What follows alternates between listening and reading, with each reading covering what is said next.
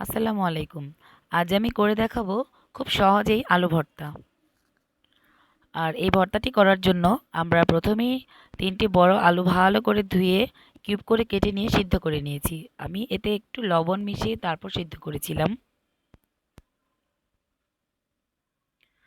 পেঁয়াজ কেটে নিয়েছি ২টি বড়। এবার প্যানে আমি সরিষার তেল দেব। ১ টেবিল চামচ সরিষার তেলে পেঁয়াজগুলো লাল লাল করে ভেজে নেব। একটু নেড়েচেড়ে ভেজে নেব, অনেকটা বেরেস্তার মতো হবে।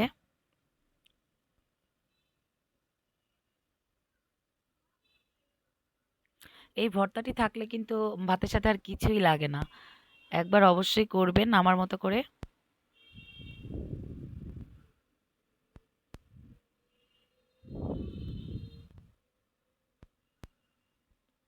অনেকটাই হয়ে এসছে।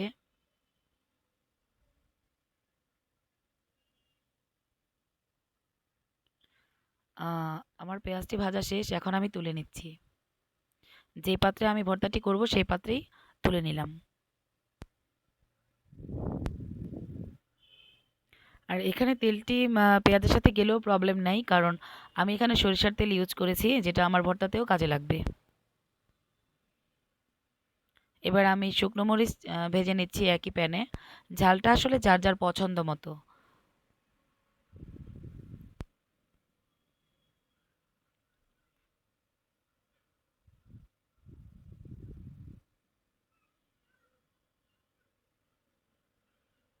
হয়ে গেছে আমার মরিচ ভাজা।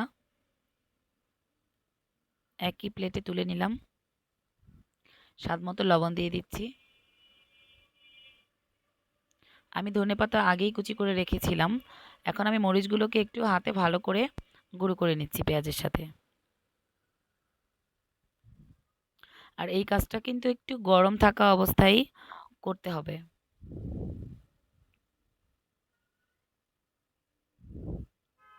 আমি খুব সুন্দরভাবে পেঁয়াজের সাথে মিশিয়ে নিচ্ছি মরিচগুলো। একই সাথে আমার কুচি করে রাখা ধনেপাতাটাও আমি এখানে মিশিয়ে নিচ্ছি। এখানে একটা টিপস আছে। আপনারা এই ভর্তাটি বেশ কয়েকদিন রেখে খেতে পারবেন যদি ঠিক এই পর্যায়ে ধনেপাতাটা ইউজ না করেন। আপনি যখনই ভর্তাটা খাবেন বা খেতে ইচ্ছে করবে তখন ফ্রেশ ধনেপাতা কুচিটা মিশিয়ে তারপর খাবেন। আমার আলুগুলোকে আমি ম্যাশ করে নিচ্ছি হাতে ডলে।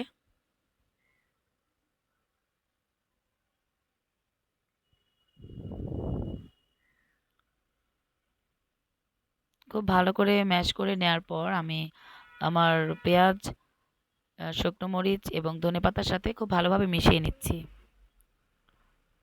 আর খুব বেশি জোরে প্রেস করব না, কারণ ধনেপাতা থেকে তাহলে পানি ছেড়ে দিবে আর ভর্তাটা একটু চ্যাপচ্যাপে হয়ে যাবে, ভালো লাগবে না। তো আমরা একটু আলতো হাতেই কাজটা করে নিচ্ছি।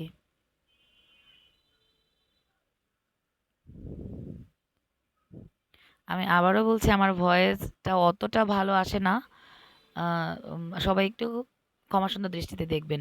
আমি এই পর্যায়ে একটু লবণটা চেখে নিলাম। আমার আরেকটু সরিষার তেল লাগবে, আর সরিষার তেলটা শেষে আরেকটু দিচ্ছি এর ফ্লেভারটাও খুব ভালো আসার জন্য। খেতেও ভালো লাগবে, ফ্লেভারটাও ভালো আসবে। হয়ে গেছে আমার অতি সহজেই আলু ভর্তা। আশা করব সবাই একবার হলেও বাড়িতে করে খাবেন ঠিক এইভাবে আমার মতো করে। আমার রেসিপিগুলো ভালো লাগলে সাবস্ক্রাইব করে পাশে থাকবেন এবং বেল আইকনটি অন করে রাখবেন নোটিফিকেশন পেতে। আমার জন্য দোয়া করবেন, আমার পাশে থাকবেন। ধন্যবাদ সবাইকে। আসসালামু আলাইকুম।